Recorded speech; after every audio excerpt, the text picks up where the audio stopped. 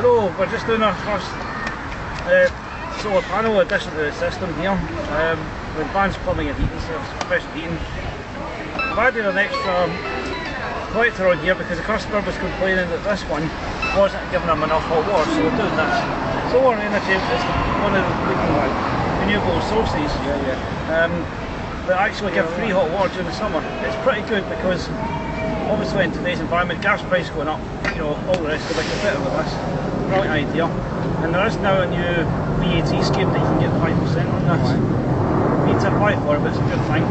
Solar panel really is the future, so it's something you want to probably get into. But do check our website, it's advancedheatinglondon.co.uk.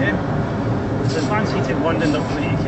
Alright, we're basically going to attach 400 tonnes of these. It goes down to a hot water tank, and the Guarico is the name of the fluid that it's like refrigerant, it's heat sensitive fluid, and the transfer comes from here using these special types of vacuum tubes. It goes down to the cylinder, heats it up, and then you've got hot water.